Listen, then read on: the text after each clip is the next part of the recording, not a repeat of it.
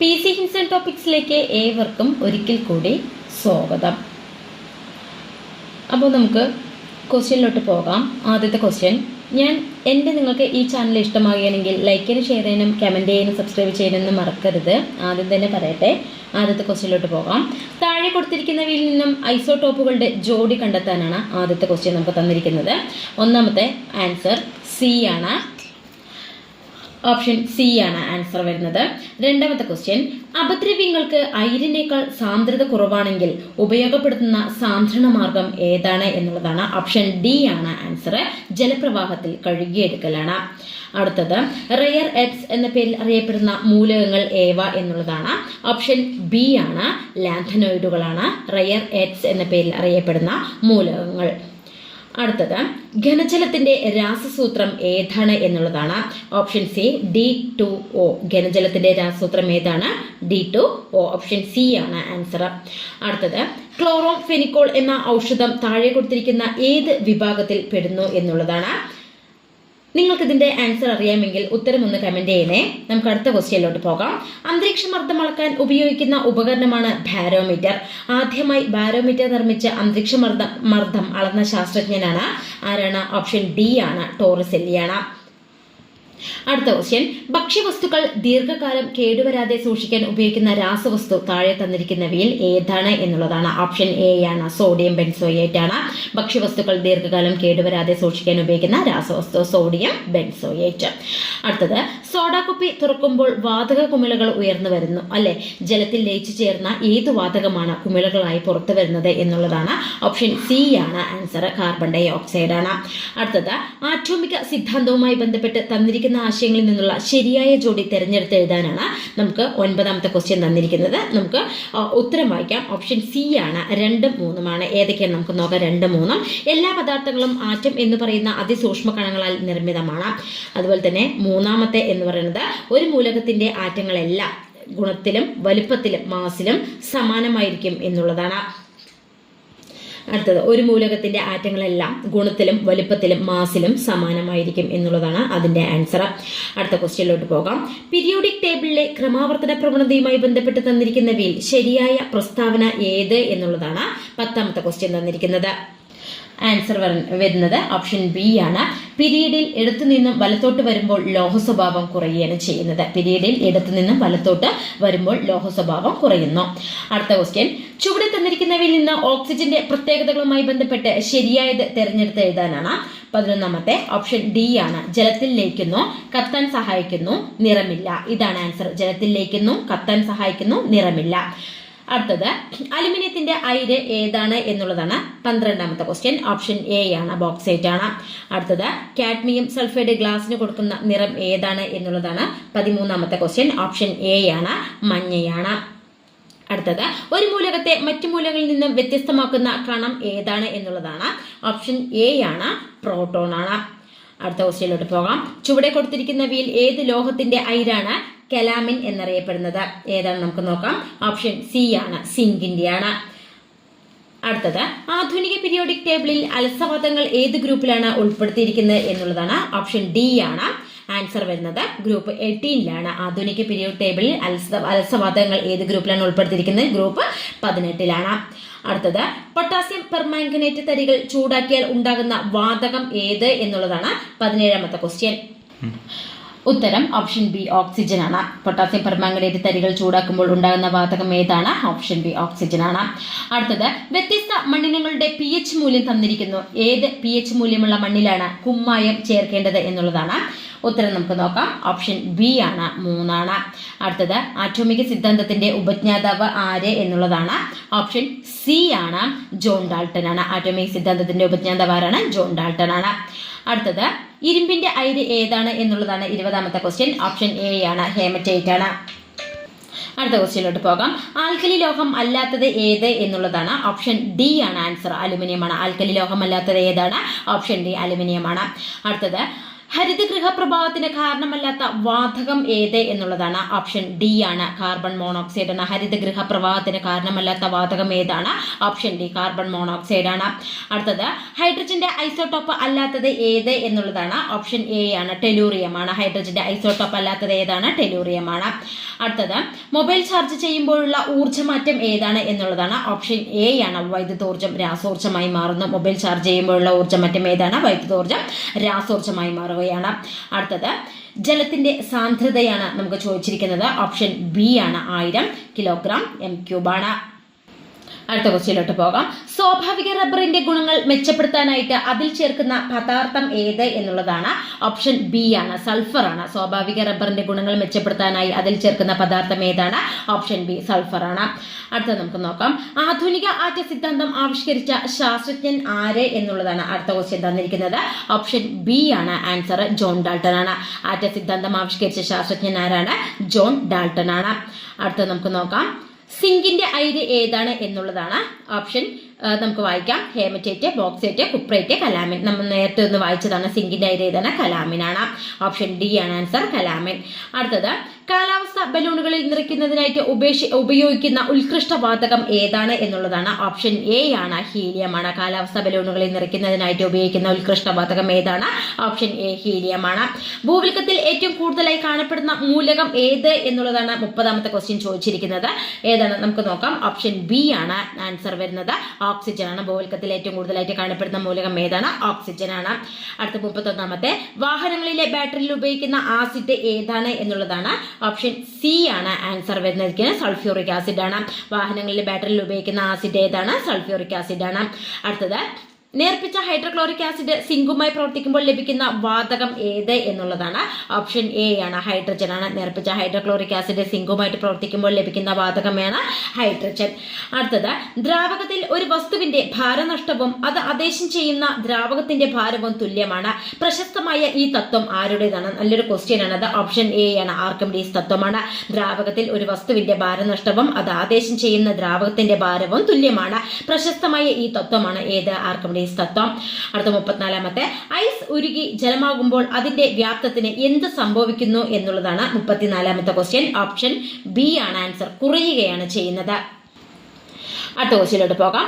35ാമത്തെ ice നിർമ്മിക്കുമ്പോൾ വേഗത്തിൽ ഘനീഭവിക്കുന്നതിനും താഴ്ന്ന താപനില ലഭിക്കുന്നതിനും വേണ്ടി ചേർക്കുന്നത് എന്ത് എന്നുള്ളതാണ്. ഓപ്ഷൻ ബി ആണ് അമോണിയം ക്ലോറൈഡ് ആണ്. ഐസ് നിർമ്മിക്കുമ്പോൾ വേഗത്തിൽ ഘനീഭവിക്കുന്നതിനും താഴ്ന്ന താപനില ലഭിക്കുന്നതിനും വേണ്ടി ചേർക്കുന്നത് ഏതാണ്? ഓപ്ഷൻ ബി അമോണിയം ക്ലോറൈഡ് ആണ്. അടുത്ത ക്വസ്റ്റ്യനിലോട്ട് പോകാം.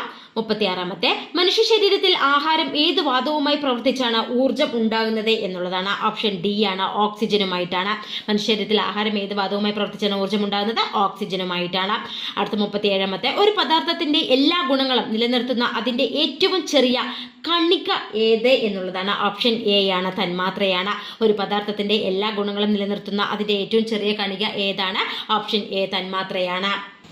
അടുത്ത ക്വസ്റ്റ്യനിലോട്ട് പോകാം. തെളിഞ്ഞ ചുണ്ണാമ്പ് വെള്ളത്തിലേക്ക് കാർബൺ ഡൈ ഓക്സൈഡ് വാതകം കടത്തിവിടുമ്പോൾ ഉണ്ടാകുന്ന മാറ്റം ഏതാണ് എന്നുള്ളതാണ്. ഓപ്ഷൻ സി ആണ് കാൽസ്യം കാർബണേറ്റ് ആണ്. തെളിഞ്ഞ ചുണ്ണാമ്പ് വെള്ളത്തിലേക്ക് കാർബൺ ഡൈ ഓക്സൈഡ് വാതകം കടത്തിവിടുമ്പോൾ ഉണ്ടാകുന്നത് ഏതാണ്?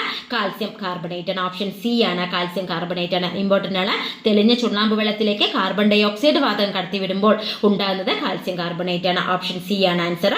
അടുത്തത് ചുവടെ കൊടുത്തിരിക്കുന്ന മൂലകങ്ങളിൽ ധാന്യകത്തിലും മാംസ്യത്തിലും പൊതുവായി അടങ്ങിയിട്ടുള്ളത് ഏതെല്ലാം എന്നുള്ളതാണ്. ഓപ്ഷൻ സി ആണ് ആൻസർ. 1ഉം 2ഉമാണ്. ഏതൊക്കെയാണ് 1ഉം 2ഉം നോക്കാം.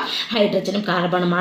അടുത്തത് ഇരുമ്പിന്റെ ധാതു അല്ലാത്തത് ഏത് എന്നുള്ളതാണ്. ഓപ്ഷൻ എ ആണ് ബോക്സൈറ്റ് ആണ്. അടുത്തത് നമുക്ക് ക്വസ്റ്റ്യൻ നോക്കാം. താഴെ തന്നിരിക്കുന്ന പ്രസ്താവനകളിൽ ശരിയായത് ഏത് അല്ലെങ്കിൽ ഏതെല്ലാമാണ് എന്നുള്ളതാണ് ക്വസ്റ്റ്യൻ.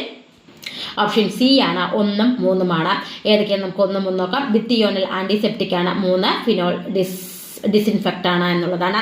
അടുത്ത 42ാമത്തെ ഒരു ഓർബിറ്റിൽ ഉൾക്കൊള്ളാവുന്ന പരമാവധി ഇലക്ട്രോണുകളുടെ എണ്ണം എത്ര എന്നുള്ളതാണ് 42ാമത്തെ ക്വസ്റ്റ്യൻ. ഓപ്ഷൻ ബി ആണ് 2n² ആണ്.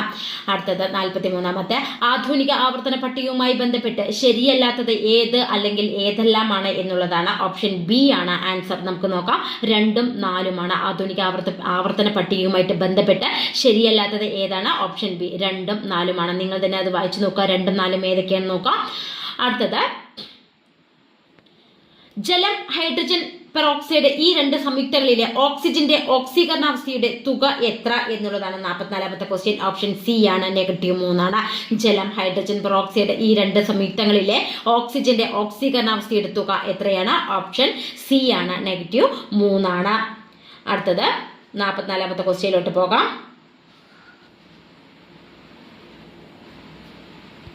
അടുത്ത ക്വസ്റ്റ്യനിൽ പോകാം. തെറ്റായ ജോഡിയാണ് ചോദിച്ചിരിക്കുന്നത്.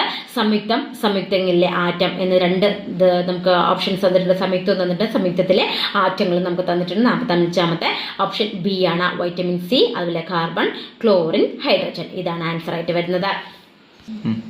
അടുത്ത ക്വസ്റ്റ്യനിലേക്ക് പോകാം. അല്ലിക്കോ എന്ന ലോഹസങ്കരത്തിൽ ഉൾപ്പെടാത്ത ലോഹം ഏതാണ് എന്നുള്ളതാണ്. Option A മഗ്നീഷ്യമാണ്. അല്ലിക്കോ എന്ന ലോഹസങ്കരത്തിൽ ഉൾപ്പെടാത്ത ലോഹം ഏതാണ്? ഓപ്ഷൻ എ മഗ്നീഷ്യമാണ്. അടുത്ത 47ാമത്തെ താഴെ കൊടുത്തിരിക്കുന്നവയിൽ ഉപലോഹങ്ങളുടെ വിഭാഗത്തിൽപ്പെടുന്നവ ഏവ എന്നുള്ളതാണ് 47ാമത്തെ ക്വസ്റ്റ്യൻ. ഓപ്ഷൻ ഡി ആണ് ആൻസർ. അടുത്തത് 48ാമത്തെ സിങ്കും നേർത്ത ഹൈഡ്രോക്ലോറിക് ആസിഡും തമ്മിൽ പ്രവർത്തിക്കുമ്പോൾ ഉണ്ടാകുന്ന വാതകം ഏത് എന്നുള്ളതാണ്. ഓപ്ഷൻ സി ആണ് ഹൈഡ്രജൻ ആണ്. സിങ്കും നേർത്ത ഹൈഡ്രോക്ലോറിക് ആസിഡും തമ്മിൽ പ്രവർത്തിക്കുമ്പോൾ ഉണ്ടാകുന്ന വാതകമാണ് ഓപ്ഷൻ സി ഹൈഡ്രജൻ ആണ്. അടുത്ത 49ാമത്തെ രാസവസ്തുക്കളുടെ രാജാവ് എന്നാണ് സൾഫ്യൂറിക് അമ്ലം അറിയപ്പെടുന്നത്. നമ്മുടെ നിത്യജീവിതത്തിലെ ഏതെല്ലാം സന്ദർഭങ്ങളിൽ സൾഫ്യൂറിക് അമ്ലം ഉപയോഗിക്കുന്നു എന്നുള്ളതാണ് ക്വസ്റ്റ്യൻ വന്നിരിക്കുന്നത്. ഓപ്ഷൻ ബി ആണ് ആൻസർ. 1, 3 1, 3 ഏതൊക്കെയെന്ന് നോക്കാം. രാസവളത്തിന്റെ നിർമ്മാണം, 3 പാഴ്ജല ശുദ്ധീകരണം. അടുത്തത് 50ാമത്തെ താഴെ തന്നിരിക്കുന്ന ജോഡികളിൽ ഐസോടോപ്പുകൾ ഏതെല്ലാം എന്നുള്ളതാണ്. ഓപ്ഷൻ ബി ആണ് ആൻസർ വന്നിരിക്കുന്നത്. 2, 4 എന്നിവ. അടുത്തത് 51ാമത്തെ ബോക്സൈറ്റ് എന്നത് ഏത് ലോഹത്തിന്റെ അയിരാണ് എന്നുള്ളതാണ് 51ാമത്തെ ക്വസ്റ്റ്യൻ. ഓപ്ഷൻ എ ആണ് അലുമിനിയത്തിന്റെ ആണ്. അടുത്ത 52ാമത്തെ മൂലങ്ങളെ അവയുടെ ആറ്റോമിക നമ്പറിന്റെ അടിസ്ഥാനത്തിൽ ആദ്യമായി വർഗീകരണം നടത്തിയ ശാസ്ത്രജ്ഞൻ ആരാണ് എന്നുള്ളതാണ്. ഓപ്ഷൻ സി മോസ്ലി ആണ് ആൻസർ വന്നിരിക്കുന്നത്. അടുത്ത ക്വസ്റ്റ്യനിലോട്ട് പോകാം. ഒരു ജലതന്മാത്രയിലെ ആകെ ആറ്റങ്ങളുടെ എണ്ണം എത്ര എന്നുള്ളതാണ്. ഓപ്ഷൻ സി ആണ് 3. ഒരു ജലതന്മാത്രയിലെ ആകെ ആറ്റങ്ങളുടെ എണ്ണം എത്രയാണ്? Option C 3. അടുത്തത് 54ാമത്തെ ക്വസ്റ്റ്യനിലോട്ട് പോകാം. ക്വസ്റ്റ്യനിലോട്ട് പോകുന്നതിന് മുമ്പ് നിങ്ങൾക്ക് എന്റെ ചാനൽ ഇഷ്ടമാകുകയാണെങ്കിൽ ലൈക്ക് ചെയ്യാനും ഷെയർ ചെയ്യാനും കമന്റ് ചെയ്യാനും സബ്സ്ക്രൈബ് ചെയ്യാനൊന്നും മറക്കരുത്. ബേക്കിംഗ് സോഡ എന്ന പദാർത്ഥത്തിന്റെ രാസസൂത്രം ഏതാണ് എന്നുള്ളതാണ്. ഓപ്ഷൻ ബി ആണ് ആൻസർ. NaCO3 ആണ് ബേക്കിംഗ് സോഡ എന്ന പദാർത്ഥത്തിന്റെ രാസസൂത്രം. അടുത്തത് ഒരേ ആറ്റോമിക നമ്പറും വ്യത്യസ്ത മാസ് നമ്പറുമുള്ള ഒരു മൂലകത്തിന്റെ വ്യത്യസ്ത ആറ്റങ്ങളെ എന്താണ് വിളിക്കുക എന്നുള്ളതാണ്. 55ാമത്തെ ഓപ്ഷൻ സി ആണ് ഐസോടോപ്പുകളാണ്. ഒരേ ആറ്റോമിക നമ്പറും വ്യത്യസ്ത മാസ് നമ്പറുമുള്ള ഒരേ മൂലകത്തിന്റെ വ്യത്യസ്ത ആറ്റങ്ങളെ ഐസോടോപ്പുകൾ, ഓപ്ഷൻ സി ഐസോടോപ്പുകൾ എന്നാണ് വിളിക്കുന്നത്. അടുത്തത് ആധുനിക പീരിയോഡിക് നിയമം ആവിഷ്കരിച്ച ശാസ്ത്രജ്ഞൻ ആര് എന്നുള്ളതാണ്. 56ാമത്തെ ക്വസ്റ്റ്യൻ. ഓപ്ഷൻ ഡി ആണ് ആൻസർ. മോസ്ലിയാണ്. ആധുനിക പീരിയോഡിക് നിയമം ആവിഷ്കരിച്ച ശാസ്ത്രജ്ഞൻ ആരാണ്? ഓപ്ഷൻ ഡി മോസ്ലിയാണ്. അടുത്തത് ഭൂവൽക്കത്തിൽ ഏറ്റവും കൂടുതലായി കാണപ്പെടുന്ന മൂലകം ഏത് എന്നുള്ളതാണ്. 57ാമത്തെ ക്വസ്റ്റ്യൻ. ഓപ്ഷൻ സി ഓക്സിജൻ ആണ്. അടുത്തത് താഴെ കൊടുത്തിരിക്കുന്നവയിൽ അയണിന്റെ അയിര് ഏതാണ് എന്നുള്ളതാണ്. ഓപ്ഷൻ ബി ആണ് ആൻസർ. ഹേമറ്റൈറ്റ് ആണ്. അടുത്ത 59ാമത്തെ ക്വസ്റ്റ്യനിലോട്ട് പോകാം. ആദ്യമായി നിർമ്മിക്കപ്പെട്ട കൃത്രിമ നൂൽത്തരം ഏതാണ് എന്നുള്ളതാണ്. ഓപ്ഷൻ എ ആണ് ആൻസർ വന്നിരിക്കുന്നത്. ആദ്യമായി നിർമ്മിക്കപ്പെട്ട കൃത്രിമ നൂൽത്തരം ഏതാണ്? നൈലോൺ ആണ്. ഓപ്ഷൻ എ നൈലോൺ ആണ്. അടുത്ത 60ാമത്തെ ക്വസ്റ്റ്യനിലോട്ട് പോകാം. താഴെ കൊടുത്തിരിക്കുന്ന പ്രസ്താവനകളിൽ തെറ്റായത് കണ്ടെത്താനാണ് 60ാമത്തെ ക്വസ്റ്റ്യൻ തന്നിരിക്കുന്നത്. 60ാമത്തെ ആൻസർ ഓപ്ഷൻ ഡി ആണ് ആൻസർ വന്നിരിക്കുന്നത്. ഓപ്ഷൻ ഡി 4 മാത്രമാണ്. അടുത്തത് 61ാമത്തെ സിങ്ക് ബ്ലെൻഡിന്റെ സാന്ദ്രണത്തിന് ഉപയോഗിക്കുന്ന മാർഗം ഏതാണ് എന്നുള്ളതാണ്. ഓപ്ഷൻ സി ആണ് പ്ലവന പ്രക്രിയയാണ്. സിങ്ക് ബ്ലെൻഡിന്റെ സാന്ദ്രണത്തിന് ഉപയോഗിക്കുന്ന മാർഗം ഏതാണ്? പ്ലവന പ്രക്രിയയാണ്. അടുത്ത 62ാമത്തെ കാൽസ്യത്തിന്റെ ബാഹ്യതമ ഷെല്ലിന്റെ നമ്പർ എത്ര എന്നുള്ളതാണ്. ഓപ്ഷൻ എ ആണ് 4. അടുത്തത് ഡ്യൂട്ടീരിയത്തിലുള്ള ന്യൂട്രോണുകളുടെ എണ്ണം എത്ര എന്നുള്ളതാണ്. ഓപ്ഷൻ ബി ആണ് ആൻസർ. 1. ഡ്യൂട്ടീരിയത്തിലുള്ള ന്യൂട്രോണുകളുടെ എണ്ണം ഓപ്ഷൻ ബി 1. അടുത്തത് 64ാമത്തെ ഭക്ഷണ പദാർത്ഥങ്ങൾ കേടുകൂടാതെ സൂക്ഷിക്കാൻ ചേർക്കുന്ന രാസവസ്തു ഏതാണ് എന്നുള്ളതാണ്. ഓപ്ഷൻ ബി ആണ് സോഡിയം ബെൻസോയേറ്റ് ആണ്. അടുത്തത് താഴെ കൊടുത്തിട്ടുള്ളവയിൽ ഏതാണ് ഏകാറ്റോമികം എന്നുള്ളത്. ഓപ്ഷൻ എ ആണ് ഹീലിയമാണ്. അടുത്ത 66ാമത്തെ ഇരുമ്പിന്റെ അയിരുകൾ ഏതെല്ലാം എന്നുള്ളതാണ്. ഓപ്ഷൻ ഡി ആണ് ഹേമറ്റൈറ്റും മാഗ്നറ്റൈറ്റും. 66ാമത്തെ ഓപ്ഷൻ ഡി ആണ് ഹേമറ്റൈറ്റ് ആൻഡ് മാഗ്നറ്റൈറ്റ് ആണ്. അടുത്തത് 67ാമത്തെ ക്വസ്റ്റ്യനിലോട്ട് പോകാം. അസറ്റോബാക്ടർ ബാക്ടീരിയ അന്തരീക്ഷത്തിലെ ഏത് വാതകവുമായി പ്രവർത്തിച്ചാണ് നൈട്രേറ്റ് ഉണ്ടാക്കുന്നത് എന്നുള്ളതാണ്. ഓപ്ഷൻ സി ആണ് നൈട്രജനുമായി പ്രവർത്തിച്ചിട്ടാണ്. അടുത്ത ക്വസ്റ്റ്യനിലോട്ട് പോകാം. നേർപ്പിച്ച ഹൈഡ്രോക്ലോറിക് ആസിഡ് സിങ്ക് എന്ന മൂലകവുമായി പ്രവർത്തിച്ചാൽ ഉണ്ടാകുന്ന വാതകം ഏത് എന്നുള്ളതാണ്. ഓപ്ഷൻ ഡി ആണ് ഹൈഡ്രജൻ ആണ്. ഹൈഡ്രോക്ലോറിക് ആസിഡ് സിങ്ക് എന്ന മൂലകവുമായി പ്രവർത്തിച്ചാൽ ഉണ്ടാകുന്ന വാതകം ഏതാണ്. ഓപ്ഷൻ ഡി ഹൈഡ്രജൻ ആണ്. അടുത്തത് പാൽ കേടുകൂടാതെ സൂക്ഷിക്കാൻ ഉപയോഗിക്കുന്ന രീതിയെ പറയുന്ന പേര് എന്ത് എന്നുള്ളതാണ് 69ാമത്തെ. ഓപ്ഷൻ ബി ആണ്, പാസ്ചറൈസേഷൻ ആണ്. അടുത്തത് 70ാമത്തെ. നിറമുള്ള സംയുക്തങ്ങൾ ഉൽപ്പാദിപ്പിക്കുന്ന മൂലകങ്ങൾ ഏതാണ് എന്നുള്ളതാണ്. ഓപ്ഷൻ സി ആണ്, ഡി ബ്ലോക്ക് മൂലകങ്ങളാണ്. അടുത്തത് 71ാമത്തെ ക്വസ്റ്റ്യൻ. സംക്രമണ മൂലകങ്ങളുടെ ആദ്യത്തെ വരിയിൽ ഇലക്ട്രോൺ നിറയുന്നത് ഏത് ഓർബിറ്റിലാണ് എന്നുള്ളതാണ്. ഓപ്ഷൻ ബി ആണ്, 3D. അടുത്തത് 72ാമത്തെ. ആസിഡുകളും ലോഹങ്ങളും പ്രവർത്തിച്ചാൽ ഏത് വാതകം ഉണ്ടാകും എന്നുള്ളതാണ് 72ാമത്തെ ക്വസ്റ്റ്യൻ. ഓപ്ഷൻ ബി ആണ്, ഹൈഡ്രജൻ ആണ്. അടുത്തത് സോപ്പ് നിർമ്മാണത്തിൽ സോപ്പിനെ ഗ്ലിസറിൽ നിന്ന് വേർതിരിക്കാൻ ഉപയോഗിക്കുന്നത് എന്ത് എന്നുള്ളതാണ്. ഓപ്ഷൻ ബി ആണ്, സോഡിയം ക്ലോറൈഡ് ആണ്. അടുത്തത് ഏത് സംയുക്തത്തെ ചൂടാക്കിയാണ് ജോസഫ് പ്രിസ്റ്റിലെ ആദ്യമായി ഓക്സിജൻ നിർമ്മിച്ചത് എന്നുള്ളതാണ് 74ാമത്തെ ക്വസ്റ്റ്യൻ. ഉത്തരം ഓപ്ഷൻ സി, മെർക്കുറിക് ഓക്സൈഡ് ആണ്. അടുത്ത ക്വസ്റ്റ്യനിലോട്ട് പോകാം. ആറ്റത്തിലെ നെഗറ്റീവ് ചാർജുള്ള കണം ഏതാണ് എന്നുള്ളത് 75ാമത്തെ. ഓപ്ഷൻ എ, ഇലക്ട്രോൺ ആണ്. അടുത്തത് തോറിയത്തിന്റെ അയിര് ഏതാണ് എന്നുള്ളതാണ് 76ാമത്തെ ക്വസ്റ്റ്യൻ. ഓപ്ഷൻ എ ആണ്, മോണോസൈറ്റ് ആണ്. അടുത്ത 77ാമത്തെ നമുക്ക് ക്വസ്റ്റ്യനിലോട്ട് പോകാം. മാസ് നമ്പർ 2 ഉള്ള ഹൈഡ്രജൻ ഐസോട്ടോപ്പ് ഏത് എന്നുള്ളതാണ് 77ാമത്തെ ക്വസ്റ്റ്യൻ. ഓപ്ഷൻ സി ആണ്, ഡ്യൂട്ടീരിയം ആണ്. മാസ് നമ്പർ 2 ഉള്ള ഹൈഡ്രജൻ ഐസോട്ടോപ്പ് ഏതാണ്? ഡ്യൂട്ടീരിയം ആണ്. അടുത്ത 78ാമത്തെ. അന്തരീക്ഷ വായുവിൽ ഏറ്റവും കൂടുതൽ കാണപ്പെടുന്ന രണ്ടാമത്തെ മൂലകം ഏത് എന്നുള്ളതാണ്. ഓപ്ഷൻ ഡി ആണ്, ഓക്സിജൻ ആണ്. അന്തരീക്ഷ വായുവിൽ ഏറ്റവും കൂടുതൽ കാണപ്പെടുന്ന രണ്ടാമത്തെ മൂലകമാണ് ഓക്സിജൻ. അടുത്തത് 79ാമത്തെ. എണ്ണയോ കൊഴുപ്പോ ഒരു ആൽക്കലിയുമായി പ്രവർത്തിച്ചുണ്ടാകുന്ന ലവണം ഏത് എന്നുള്ളതാണ്. ഓപ്ഷൻ സി ആണ്, സോപ്പാണ്. അടുത്ത 80ാമത്തെ. ന്യൂക്ലിയസിനെ ചുറ്റിക്കറങ്ങുന്ന കണിക ഏത് എന്നുള്ളതാണ്. ഓപ്ഷൻ സി ആണ്, ഇലക്ട്രോൺ ആണ്. അടുത്തത് ഇരുമ്പിന്റെ ധാതുവാണ്. Option C, haematite. 82ാമത്തെ ക്വസ്റ്റ്യനിലോട്ട് പോകാം. കോൾ ഗ്യാസിൽ ഏറ്റവും കൂടുതൽ ഉള്ളത് ഏതാണ് എന്നുള്ളതാണ് 82ാമത്തെ ക്വസ്റ്റ്യൻ. ഓപ്ഷൻ ബി ആണ്, ഹൈഡ്രജൻ ആണ്. അപ്പോൾ നിങ്ങൾക്ക് എന്റെ വീഡിയോ ഇഷ്ടമാവുകയാണെങ്കിൽ ലൈക്ക് ചെയ്യാനും ഷെയർ ചെയ്യാനും കമന്റ് ചെയ്യാനും സബ്സ്ക്രൈബ് ചെയ്യാൻ ഒന്നും മറക്കരുത്. അത് മാത്രം ചെയ്താൽ പോരാ, തൊട്ടടുത്ത് തന്നെ ബെല്ലൈക്കൺ ബട്ടൺ കൂടി നിങ്ങൾ പ്രസ് ചെയ്യുക. എങ്കിൽ മാത്രമാണ് ഞാൻ ഇടുന്ന ഓരോ വീഡിയോകളും നിങ്ങൾക്ക് നോട്ടിഫിക്കേഷനിലൂടെ ലഭ്യമാകുക. താങ്ക്